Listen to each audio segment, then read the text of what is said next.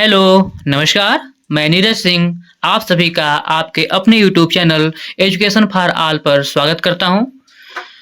साथियों, हम सभी लोग यूपी बोर्ड के नवीनतम पाठ्यक्रम पर आधारित कक्षा 8 के विज्ञान भारती थर्ड का अध्ययन कर रहे हैं, जिसके अंतर्गत अभी तक हम सभी लोग लेसन 1 से लेकर के लेसन 10 तक का अध्ययन कर चुके हैं। आज हम सभी लोग कक्षा 8 के विज्ञान भारती थर्ड पुस्तक के अंतर्गत लेसन 11 बल तथा दाब का अध्ययन करेंगे। तो प्यारे बच्चों, आज हम सभी लोग बल तथा दाब का अध्ययन करेंगे। इस पाठ के अंतर्गत हम सभी को कुछ महत्वपूर्ण पॉइंट्स को पढ़ने हैं, जिसे हम देखते हैं कि इस पाठ के अंदर हमें पढ़ना क्या क्या है। तो इस पाठ के अंतर्गत हम सभी को बल, परिमाण, दिशा एवं मात्रक, बल, परिमाण, दिशा एवं मात्रक के बारे में पढ़ना है। दाब, बल एवं दाब में संबंध, सूत्र एवं मात्रक के विषय में पढ़ना है। दैनिक जीवन में दाब का प्रभाव, वायुमंडलीय दाब, विशेषताएं, परिवर्तन एवं मापन के बारे में पढ़ना है। वायु दाब के उपयोग, घनत्व एवं आपेक्षिक घनत्व के बारे में पढ़ना है। प्लवन, उत्प्लवन बल, आर्किमिडीज का सिद्धांत, प्लवन के नियम को भी पढ़ेंगे। इसके साथ ही द्रव का दाब, घनत्व एवं गहराई का प्रभाव भी पढ़ेंगे। तो आप सभी को बताते चलें कि यह पाठ 3 पार्ट में रहेगा, वीडियो अधिक लंबा ना हो, इसलिए इस पाठ का समग्र अध्ययन, इसके साथ ही इस पाठ का समग्र अभ्यास प्रश्न पूरे 3 पार्ट में खत्म किया जाएगा। तो हम सभी लोग फर्स्ट पार्ट के अंतर्गत बल, परिमाण, दिशा एवं मात्रक के बारे में पढ़ेंगे। दाब, बल एवं दाब में संबंध, सूत्र एवं मात्रक के विषय में पढ़ेंगे। दैनिक जीवन में दाब का प्रभाव पढ़ेंगे। वायुमंडलीय दाब, विशेषताएं, परिवर्तन एवं मापन के विषय में हम लोग पढ़ेंगे। तो प्यारे बच्चों, हम सभी लोग अपना क्लास शुरू करते हैं। क्लास शुरू करने से पहले जो लोग भी इस चैनल पर नए होंगे, इस चैनल को सब्सक्राइब कर देंगे। इसके साथ ही नोटिफिकेशन बटन को भी प्रेस कर देंगे, जिससे कि हमारे आने वाले नेक्स्ट वीडियो का नोटिफिकेशन आप सभी को सबसे पहले और सही समय पर मिल सके। इसके साथ ही यदि हमारा वीडियो आप लोगों को पसंद आता हो तो लाइक करने के साथ साथ कमेंट भी लिखिए, जिससे कि हमें आपके सुझाव और आपके विचार हमें मिलते रहें, जिससे कि हमें नेक्स्ट वीडियो में अधिक ऊर्जा और अधिक मनोबल प्राप्त हो सके। तो हम सभी लोग बिना देर किए हुए अपना पाठ शुरू करते हैं, बल तथा दाब। सबसे पहले हम लोग बल के बारे में पढ़ेंगे। तो जैसा कि आप सभी लोग पिछले कक्षा में ही पढ़ चुके हैं कि बल वह धक्का या खिंचाव होता है जो एक वस्तु दूसरी वस्तु पर आरोपित करती है। तो जब बल होता है, बल जो फोर्स होता है, बल को हम लोग फोर्स कहते हैं, FORCE, फोर्स के भी नाम से जानते हैं। तो जो बल होता है वह 2 वस्तुओं पर ही काम करता है। अगर सिंगल कोई वस्तु है तो उस पर बल नहीं लगेगा। कोई एक वस्तु दूसरी वस्तु पर आरोपित होता है, आरोपित करता है, वही बल होता है। जब एक वस्तु दूसरी वस्तु पर आरोपित कोई धक्का या खिंचाव करता है, कोई धक्का या खिंचाव उस पर आरोपित किया जाता है, तो वही बल होता है। तो बल के प्रयोग हेतु कम से कम 2 वस्तुओं के मध्य क्रिया होना आवश्यक होता है। बल द्वारा वस्तु को स्थिर अथवा गतिमान किया जा सकता है। बल का प्रयोग करके अगर कोई वस्तु गतिमान है तो हम उसे स्थिर भी कर सकते हैं, और यदि कोई स्थिर है तो उसे हम गति भी दे सकते हैं। वस्तु की गति तथा आकृति में परिवर्तन किया जा सकता है। इस इकाई में हम बल और उसके प्रभाव का अध्ययन करेंगे। तो जानते हैं कि सबसे पहले बल क्या होता है। बल क्या होता है, इसके लिए हम लोग 2 क्रियाकलाप के माध्यम से जानते हैं कि बल होता क्या है। किसी भी चीज को समझने के लिए अगर उसका क्रियाकलाप अर्थात प्रैक्टिकल हो जाए तो वो चीजें अच्छी से समझ में आती हैं। तो सभी लोग ध्यान से देखिएगा, यह इस क्रियाकलाप को अपने घर में भी कर सकते हैं और इसे महसूस कर सकते हैं। तो क्रियाकलाप जैसे पहला है कि एक खाली बाल्टी उठाइए और इस बाल्टी में पानी भरकर इसे फिर उठाइए। पहले एक बार खाली बाल्टी उठा लीजिए, फिर दूसरी स्थिति में उस बाल्टी में पानी भर के फिर उठाइए। तो दोनों स्थितियों में आपको कब बल अधिक लगाना पड़ेगा? बताइए सभी लोग, कब बल अधिक लगाना पड़ेगा? हाँ, करेक्ट। आप सभी लोगों को अधिक बल उस समय लगाना पड़ेगा जब बाल्टी में पानी भरी होगी। जी हाँ, जब खाली बाल्टी रहेगा तो उसमें बल कम लगाना पड़ेगा बाल्टी को उठाने के लिए, लेकिन जैसे ही बाल्टी में पानी भर जाएगी तो बाल्टी को उठाने के लिए हमें अधिक बल की जरूरत पड़ेगी। तो आगे देखते हैं कि तब होता क्या है कि खाली बाल्टी की अपेक्षा हमें भरी बाल्टी उठाने में अधिक बल लगाना पड़ा। तो इससे क्या सिद्ध होता है? इससे यह निष्कर्ष निकलता है कि बल में परिमाण होता है। बल में क्या होता है? परिमाण होता है। इस बात को याद किए रहिएगा, बल में परिमाण होता है। एक क्रियाकलाप से यह जान गए कि बल में परिमाण होता है। अब क्रियाकलाप हम दूसरा देखते हैं। तो दूसरे क्रियाकलाप के अंतर्गत अब आपको एकदम आसानी से आपके सामने मेज है।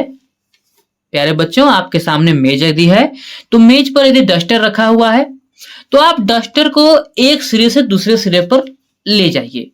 तो ले जाने के लिए कैसे करेंगे? आप उसको पुश करेंगे, धक्का देंगे तभी वह जो डस्टर है एक जगह से दूसरे जगह पर जाएगा। और एक चीज और है, जैसे कि आपको कोई धक्का दे रहा है या आप डस्टर को धक्का दे रहे हैं, हम आसान भाषा में समझते हैं। जैसे मान लें आप अपने किसी एक दोस्त को धक्का देते हैं, पीछे से धक्का देते हैं, तो जिस दिशा में आप धक्का देंगे आपका दोस्त, आपका साथी उसी दिशा में आगे जाएगा। क्लियर? हाँ, क्लियर हुआ।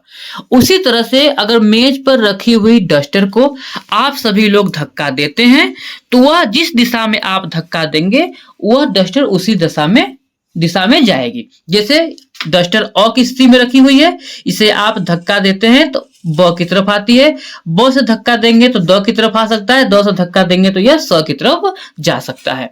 तो डस्टर को जिस दिशा में आप धक्का दे रहे हैं डस्टर उसी दिशा में जा रहा है। तो इस क्रियाकलाप से क्या सिद्ध होता है? इस क्रियाकलाप से यह सिद्ध होता है कि बल में दिशा होती है। जी हाँ, बल में दिशा होती है।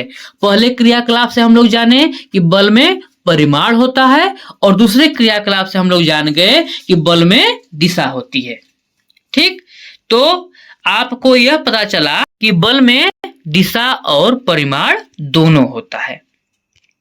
प्यारे बच्चों, आप लोगों को सबको समझ में आ गया होगा कि बल में परिमाण और दिशा होती है। याद कर लीजिएगा, बल में परिमाण और दिशा होती है।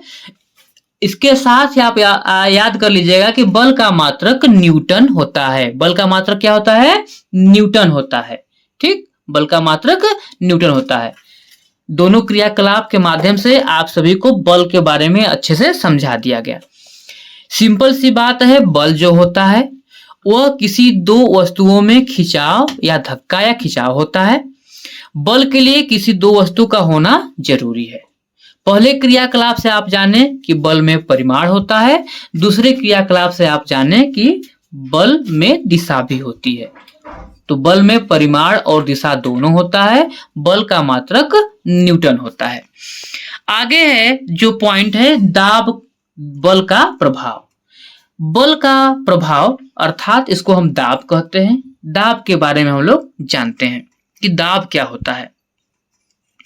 तो आप लोग एक महसूस करते होंगे कि अगर किसी भी वस्तु पर आप जोर से अधिक तेजी से बल लगाते हैं तो उस वस्तु में कुछ आकृति में चेंजिंग होता है, कुछ परिवर्तन होता है, तो ही दाब होता है। इसको पढ़ते हैं और जो दाब होता है वह संपर्क तल के क्षेत्रफल और परिमाण पर निर्भर करता है। देखते हैं, इसको ध्यान से देखते हैं। दाब किसी तल पर बल लगाने से उसका प्रभाव संपर्क तल के क्षेत्रफल व परिमाण पर निर्भर करता है। किसी भी तल पर यदि आप बल लगाते हैं तो उसका जो प्रभाव होता है संपर्क तल के क्षेत्रफल एवं परिमाण पर निर्भर करता है। आगे इसको समझते हैं कि होता क्या है। इसको हम क्रियाकलाप के माध्यम से देखते हैं। क्रियाकलाप 3 के माध्यम से देखते हैं। एक छिछला बर्तन ले लीजिए जिसमें 6 सेंटीमीटर ऊंची बालू की तह बिछा दीजिए। अब इस पर बालू की तह पर आप एक ईंट पर इस पर खड़ा कर दीजिए। एक ईंट से खड़ा कर दीजिए, ऊर्ध्वाधर खड़ा कर दीजिए, रख दीजिए। तो आप क्या देखते हैं कि यह ईंट जो है बालू में कुछ तो धंसेगा ही, धंसता है। लेकिन इसी छिछले बर्तन में यदि हम बालू को पट रख दें, सीधा न खड़ा करके पट रख दें, तो क्या होता है, यह ईंट कम धंसती है, यह ईंट बालू में कम धंसती है। तो आप ऐसा क्यों हुआ? ऐसा इसलिए हुआ क्योंकि ईंट को खड़ा रखने पर जो बालू में अधिक गहराई तक धंस जाती है, ईंट की प्रथम अवस्था में बालू पर ईंट के संपर्क तल का क्षेत्रफल कम होने के कारण ईंट पर बल का प्रभाव अधिक हुआ। यानी कि पहली स्थिति में जो आप देख रहे हैं, यह पहली स्थिति आपकी है। इसमें क्या है, ईंट का जो संपर्क तल है, जो क्षेत्रफल, संपर्क जो क्षेत्रफल है वो कम है, और संपर्क तल का क्षेत्रफल जो कम है, इसकी वजह से बल अधिक लग रहा है, और बल अधिक लग रहा है तो वह ईंट धंस जा रहा है। लेकिन दूसरी अवस्था में क्या है कि संपर्क तल का क्षेत्रफल अधिक है, इसलिए बल का प्रभाव कम हो जाता है, और दूसरी अवस्था में जो ईंट है वह अधिक नहीं धंस पाती है। तो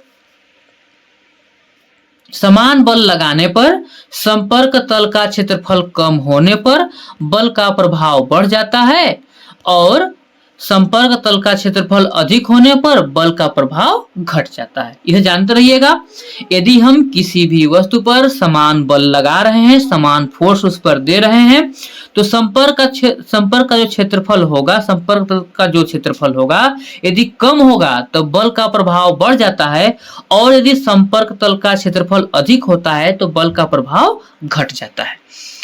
तो इसे हम आगे क्रियाकलाप 4 के माध्यम से देखते हैं। तो क्रियाकलाप 4 के माध्यम से यह दिया हुआ है कि बालू से भरा एक छिछला बर्तन लें। बालू से भरा एक छिछला बर्तन ले लीजिए। ध्यान से देखते हैं, समझने की बात है, समझते हैं इसको। तो बालू से भरा एक छिछला बर्तन लें, इसमें एक ईंट खड़ी रखें। अच्छा, बालू से भरी हुई बर्तन है, उसमें एक ईंट खड़ा रखेंगे तो वो कम धंसेगा, कैसे धंसेगा? जो धंसना है धंसेगा। इसके ऊपर चित्रानुसार एक ईंट क्षैतिज और रख दे। इसके ऊपर मान चलिए एक ईंट और रख देते हैं। अब बताइए ज्यादा धंसेगा कम धंसेगा? अब वह ईंट थोड़ा सा ज्यादा धंस जाएगा, करेक्ट। अब इसके बाद अगर इसी ईंट के ऊपर 2 ईंट और रख दे तो हाँ, वह ईंट और ज्यादा धंस जाएगा। वह ईंट क्या होगा, और ज्यादा धंसेगा। तो इससे क्या सिद्ध होता है? इससे यह सिद्ध होता है कि पहली अवस्था में ईंट कम धंसा, लेकिन उस पर थोड़ा सा बल बढ़ा दिया गया, यानी कि दूसरी ईंट रख दी गई, मतलब उसको बल बढ़ाया जा रहा है, बल ज्यादा लगाया जा रहा है, तो वो थोड़ा सा और धंसा, लेकिन क्षेत्रफल वही है, क्षेत्रफल में कोई परिवर्तन नहीं हो रहा है, क्षेत्रफल में कोई चेंजिंग नहीं है। लेकिन उस खड़े हुए ईंट पर अगर 2 ईंट रख रहे हैं, मतलब बल अधिक, थोड़ा सा प्रेशर दे रहे हैं, अधिक बल लगा रहे हैं, फोर्स अधिक लगा रहे हैं, तो वह ईंट ज्यादा धंस गई। तो इससे सिद्ध क्या होता है? इससे यह सिद्ध होता है कि संपर्क तल का क्षेत्रफल समान होने पर आरोपित बल का परिमाण बदलने पर बल का प्रभाव बदल जाता है। पहली स्थिति में क्या है, ईंट अकेले है, इस पर सिंगल ईंट है तो थोड़ा बहुत जो धंसा। दूसरी स्थिति में ईंट है, ईंट के ऊपर भी एक ईंट रख दिया गया, तो ये क्या है, थोड़ा सा और नीचे धंस गया। ठीक, अब यह ईंट तीसरी अवस्था में है।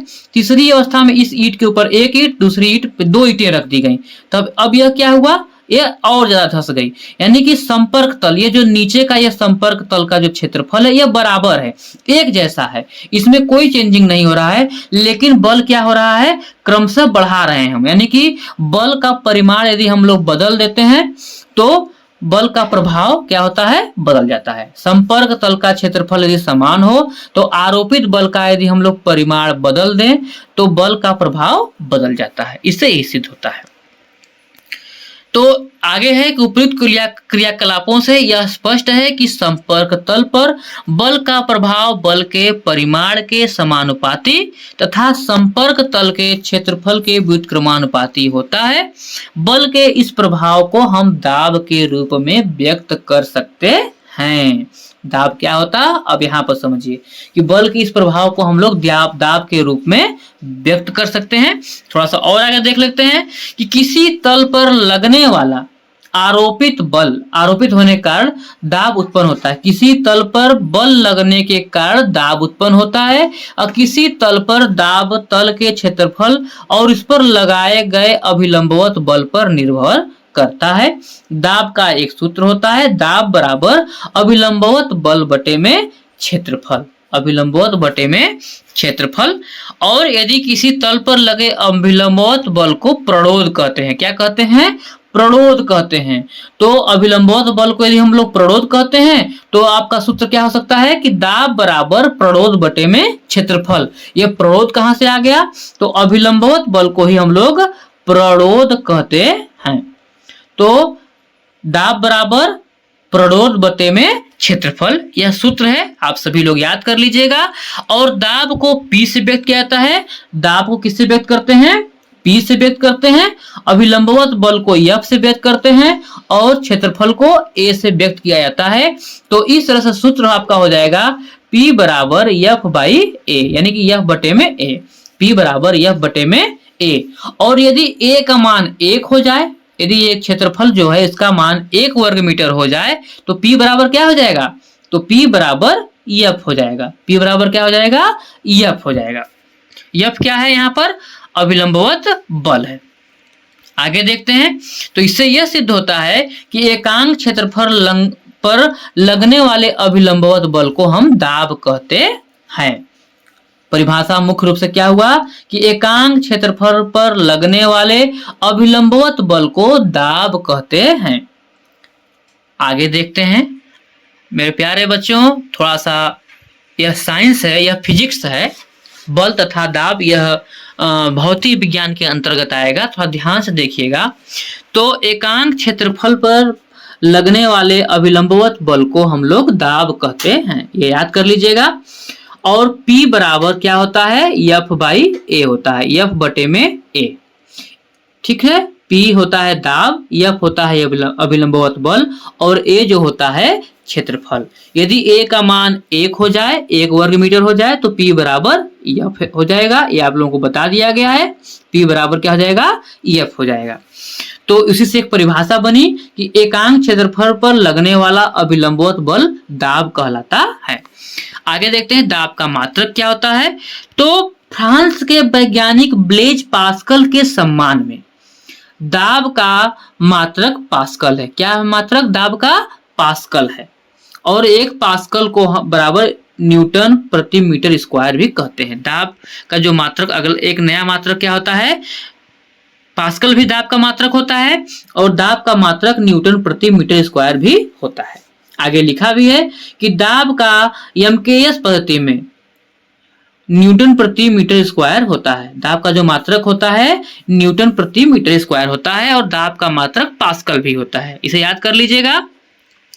आरोपित बल के परिमाण में वृद्धि एवं क्षेत्रफल में कमी होने पर दाब में वृद्धि तथा बल के परिमाण में कमी एवं क्षेत्रफल बढ़ने से दाब में कमी होती है। यदि हम आरोपित बल, जो बल लगा रहे थे, अगर उसमें हम लोग बढ़ाते हैं, वृद्धि करते हैं एवं क्षेत्रफल में कमी, और जो संपर्क तल हो रहा था, जो ईंट का निचला सिरा है, इसको हम संपर्क तल कह रहे हैं, अगर उसमें कमी, जितनी ही कमी होगी तो दाब में वृद्धि होगी और बल के परिमाण में कमी एवं क्षेत्रफल के बढ़ने से दाब में कमी होती है। 2 बात समझिएगा कि यदि आरोपित बल, जैसे ईंट का एक अभी आपको उदाहरण बताया गया कि यह ईंट है, मान चलिए, ठीक है, यह ईंट है। यदि हम पहली स्थिति में इस पे बालू में यह ईंट रखा हुआ है तो इस पर हम कोई भी बल नहीं लगाए तो यह बालू में थोड़ा बहुत धंसेगा। लेकिन यही ईंट है, इस ईंट के ऊपर एक ईंट इस तरह से हम और रख दें तो यह बालू में थोड़ा बहुत धंस जाएगा, अर्थात इस पर आरोपित बल जो है थोड़ा सा बढ़ा दिया गया। जैसे इस, लेकिन एक बात ध्यान रखिएगा बच्चों कि इनका जो संपर्क क्षेत्रफल, संपर्क तल का जो क्षेत्रफल, संपर्क क्षेत्रफल यह है, निचला जो हिस्सा है यह संपर्क तल का क्षेत्रफल कहा जा रहा है। तो संपर्क तल का क्षेत्रफल एक जैसा है, संपर्क तल के क्षेत्रफल में कोई परिवर्तन नहीं हो रहा है। जब इसी ईंट पर थोड़ा सा आरोपित बल बढ़ा दिया गया, अर्थात 2 ईंट रख दिया गया, तो होता क्या है उस स्थिति में कि यह बालू में और ज्यादा धंस जाता है। बात समझ में आ गई? तो इससे यह सिद्ध होता है कि यदि आरोपित बल के परिमाण में वृद्धि हो, यानी कि बल को बढ़ाया जाए और क्षेत्रफल, ये जो संपर्क जो क्षेत्रफल है और ये थोड़ा सा और भी कम हो, थोड़ा सा और भी कम होता जाएगा तो दाब में क्या होगी? वृद्धि होगी। दाब क्या होगा? बढ़ेगा। दाब क्या होगा, बढ़ेगा। एक उदाहरण बताएं? जी हाँ, तो सुनिए, कोई कील है, कील को दीवार में धंसाना है, तो कील का अगला सिरा क्या होता है, नुकीला होता है, अर्थात उसका संपर्क तल का क्षेत्रफल जो होता है वह कम होता है। जी हाँ, उसका संपर्क क्षेत्रफल क्या होता है, कम होता है। और जब हम इधर हथौड़े से आरोपित बल, प्रेशर सॉरी फोर्स बल जो है बढ़ाते हैं तो क्या होता है, आरोपित बल बढ़ता है और संपर्क तल का क्षेत्रफल नुकीला होने की वजह से कम है, तो दाब में क्या होती है, वृद्धि होती है। और जब दाब में वृद्धि होती है तो कील जल्दी से दीवार में धंस जाता है। लेकिन इसी के अपोजिट कर देते हैं, यदि हम बल के परिमाण में कमी कर दें, बल के परिमाण में कमी कर दें और क्षेत्रफल, मतलब अब हथौड़े से हम पीट रहे हैं, अब हाथ से ठोकने लगे, हाथ से, ठीक है, और कील का नुकीला जो सिरा है वो चौड़ा हो जाए, कील का नुकीला सिरा क्या हो, चौड़ा हो, तो वो कील धंसेगा नहीं, तब दाब में क्या हो जाएगी, कमी हो जाएगी। बात समझ में आ गई? जी हाँ, हम यही कहना चाह रहे हैं कि यदि आरोपित बल के परिमाण में वृद्धि होती है और क्षेत्रफल में कमी होती है, संपर्क तल के क्षेत्रफल में कमी होती है, तो दाब में बढ़ोतरी होगी। यदि बल के परिमाण में कमी और क्षेत्रफल में बढ़ोतरी हो जाएगी, तब दाब में क्या हो जाएगा, कमी हो जाएगा। इस बात को समझ में आ गया होगा, उम्मीद करते हैं समझ में आ गया। जी हाँ, करेक्ट, आप सभी लोग बहुत अच्छे बच्चे हैं, बहुत जल्दी समझ जा रहे हैं। यह भौतिक विज्ञान है, थोड़ा ध्यान से देखिएगा, और भौतिक विज्ञान को थोड़ा सा क्रियाकलाप के माध्यम से अगर समझते हैं तो और अच्छे से समझ में आता है। प्यारे बच्चों, अगर न समझ में आए तो वीडियो को रोक करके पुनः देख करके, पुनः पीछे करके, बैक करके पुनः देखिएगा, एकदम अच्छे तरह से समझ में आ जाएगा। आगे देखते हैं हम सभी लोग। किसी तल पर लगने वाले या आरोपित होने का दाब उत्पन्न होता है। किसी तल पर दाब तल के क्षेत्रफल और इस पर लगाए गए अभिलंबवत बल पर निर्भर करता है। तो क्लियर हो गया कि जो दाब होता है वह उसके क्षेत्रफल और बल पर निर्भर करेगा। सूत्र भी होता है P बराबर F बाई A, याद कर लीजिएगा, P बराबर F बाई A। F होता है आरोपित बल और A होता है क्षेत्रफल। तो जो दाब होता है वह बल और क्षेत्रफल पर निर्भर करता है। क्षेत्रफल सीधी सी बात है अधिक रहेगा, आरोपित बल कम लगेगा, तो दाब में क्या होगी, कमी होगी। अगर आरोपित बल अधिक होगा, क्षेत्रफल कम होगा, तो दाब में क्या होगी, वृद्धि होगी। बात समझ में आ गई? यही बात हम बार समझा रहे हैं कि यह दाब में घटता बढ़ता कब है, दाब आरोपित बल अधिक हो और क्षेत्रफल कम हो तो दाब बढ़ जाएगा। यदि आरोपित बल कम हो, क्षेत्रफल अधिक हो, तो दाब में भी क्या हो जाएगी, कमी हो जाएगी। बात समझ में आ गई? आगे है दैनिक जीवन में दाब का प्रभाव। दैनिक जीवन में दाब का प्रभाव तो देखते हैं। सेब को पैनी छुरी से काटने से आसानी होता है, वही बात है, पैनी छुरी से काटने से आसानी होता है। दफ्ती में नुकीली पीन से छेद करना आसान होता है, कील के बारे में आपको अभी समझा चुके हैं। स्कूली बस्ते या सामान लाने के झोले में डोरी के स्थान पर चौड़े पट्टे के प्रयोग से उसे ले जाने में आसानी होती है। मजदूरों को सिर पर पगड़ी पहनकर बोझा ढोना आसान लगता है। ट्रकों में 4 की जगह पर 6 टायरों का प्रयोग किया जाता है, जिससे पीछे के पहियों का संपर्क क्षेत्र बढ़ जाए तथा जिसके द्वारा सड़क के तल पर लगने वाला दाब कम हो जाए। क्षेत्रफल अधिक रहेगा तो दाब कम होगा, ये तो आप लोग जानते ही हैं। क्षेत्रफल और आरोपित बल पर निर्भर करता है। फिर एक बार रिवाइज कर देते हैं कि यदि आरोपित बल अधिक है और क्षेत्रफल कम है तो दाब में क्या होगा, बढ़ोतरी होगी, दाब में वृद्धि होगी। यदि आरोपित बल कम है, क्षेत्रफल ज्यादा है, तो दाब में कमी होगी। क्लियर? आगे है अगला पॉइंट, आप लोगों के बुक में दिया हुआ है वायुमंडलीय दाब। वायुमंडलीय दाब किसे कहते हैं? वायुमंडलीय दाब मतलब वायु का दाब, वायु दाब। तो आप लोग सभी लोग जानते हैं कि हमारे चारों तरफ वायुमंडल है, वायु भरा हुआ है, तो उससे जो प्रेशर होता है, जो दबाव होता है, वही वायु दाब होता है। देखते हैं, पृथ्वी के चारों तरफ वायु से, पृथ्वी जो चारों तरफ से वायु से घिरी हुई है, पृथ्वी के चारों ओर वायु का यह आवरण वायुमंडल कहलाता है। वायुमंडल लगभग 100 किलोमीटर की ऊंचाई तक फैला हुआ है। कितने किलोमीटर तक की ऊंचाई पर? 100 किलोमीटर तक की ऊंचाई तक क्या है, वायु फैला हुआ है। वायुमंडल के कारण पृथ्वी की सतह पर जो दाब लगता है उसे वायुमंडलीय दाब कहते हैं। ऑनलाइन में जान लीजिए कि वायुमंडल के कारण पृथ्वी की सतह पर जो भी दबाव बनता है, जो भी दाब लगता है उसे वायुमंडलीय दाब हम कहते हैं। इसे संक्षेप में वायु दाब भी कहते हैं। करेक्ट। वायु दाब के प्रभाव, इसको भी हम देख लेते हैं क्रियाकलाप नंबर 5 से, कि क्रियाकलाप 5 में दिया हुआ है कि एक रबर चूसक लें, चित्र की तरह दिखाया हुआ है, इसे मेज की चिकनी सतह पर रखें, इसे नीचे की ओर दबाकर छोड़ दें, तो क्या होता है, इस चूसक को फिर ऊपर खींचने में थोड़ा सा ज्यादा बल लगाना पड़ता है। तो क्यों लगाना पड़ता है, क्योंकि जैसे ही देखते हैं, क्योंकि चूसक को दबाने पर जो है इसके अंदर की जो वायु होती है वो बाहर निकल जाती है, और वायुमंडलीय दाब के कारण इस पर बाहर से वायु दबाव पड़ता है। जो चूसक के अंदर की जो हवा होती है वह बाहर निकल जाती है, लेकिन हमारे चारों तरफ वायु भरी हुई है, वायु है, तो उसका दबाव चूसक के ऊपर पड़ने लगता है। उसके अंदर की हवा निकल गई, लेकिन बाहर की हवा का जो दबाव है वो चूसक पर पड़ रहा है। तो जब चूसक पर जो हवा का दबाव पड़ रहा है तो उस पर बल अधिक लगाना पड़ेगा ना, तो इसलिए उसको उठाने में थोड़ा ज्यादा बल लगाना पड़ता है, ऊपर खींचना अधिक होता है, यही वजह है। एक क्रियाकलाप के माध्यम से हम और देखते हैं कि एक टीन लीजिए, एक टीन का डब्बा ले लीजिए, चित्र में दिखाया हुआ है। जैसे एक टीन का यह डब्बा है आपका, इसमें 1/4 पानी भर दीजिए। टीन का डब्बा का जो ढक्कन है थोड़ा सा खुला रहने दीजिए, ये जो ढक्कन है ये थोड़ा खुला रहे। इसको गर्म करिए, और इतना गर्म करिए, इतना ज्यादा गर्म करिए कि इसमें से, टीन के डब्बे से पानी जो है गर्म करके वो पानी से जलवाष्प निकलने लगे। तो जब पानी से जलवाष्प निकलने लगेगा तो जो टीन के डब्बे के अंदर जो हवा होगी वह हवा क्या होगा, निकल जाएगा। जो अंदर की हवा होगी वह क्या होगी, निकल जाएगी। अब ढक्कन को बंद कर दीजिए। अब जब ढक्कन को बंद कर दिए, अंदर की हवा क्या हो गई, खत्म हो गई। अब इस अगले चीज में दिया हुआ है कि अब इस टीन को आप ठंडे पानी से, मतलब पानी से ठंडा करिए, ठंडे पानी इस पर डालिए, इसके ऊपर ठंडा पानी डालिए।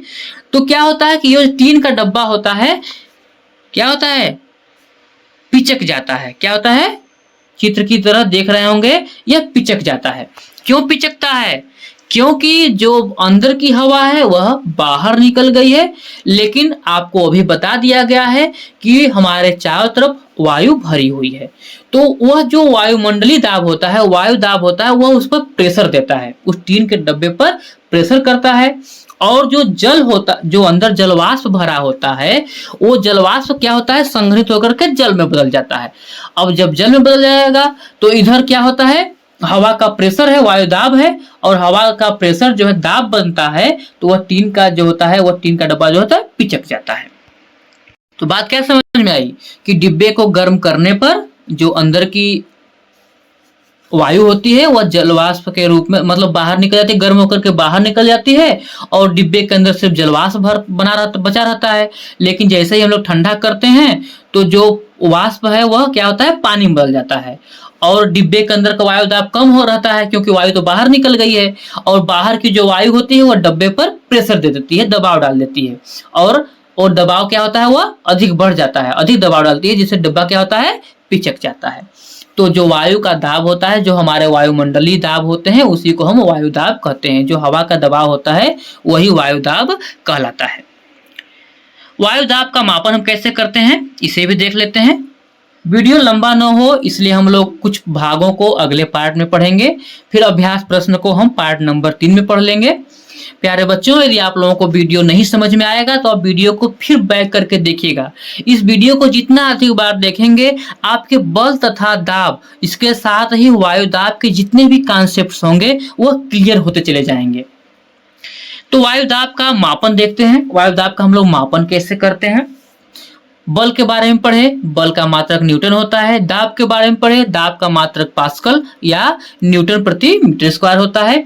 अब हम लोग वायुदाब के बारे में पढ़ रहे हैं। तो वायुदाब क्या होता है? वायुदाब जो होता है हमारे तरफ का जो वायुमंडलीय है, हवा है, जो वायुमंडल है, वायुमंडल में हवा है और जो हवा का दबाव है, वायु का दबाव है, वही वायुमंडलीय दाब है और वही वायुदाब है। तो वायुदाब का जो मापन है वो कैसे करते हैं देखते हैं। किसी सतह के एकांक क्षेत्रफल पर लगने वाले वायुमंडल की वायु के भार से वायुदाब का मान ज्ञात किया जाता है। देखते हैं, वायुदाब का एक सूत्र होता है। वायुदाब बराबर होता है वायु स्तंभ का भार न्यूटन में बट्टे में क्षेत्रफल। बट्टे में क्या होता है? क्षेत्रफल। मतलब वायु का जितना जो भार होता है उसके बटे में क्षेत्रफल हो जाएगा। अगर दोनों को डिवाइड कर देंगे तो हमें वायुदाब मालूम हो जाएगा। आगे हम क्रियाकलाप 7 के माध्यम से देखते हैं कि 1 मीटर लंबी कांच की नली लें जिसका एक सिरा खुला हो। जिसका एक सिरा क्या हो? खुला हो।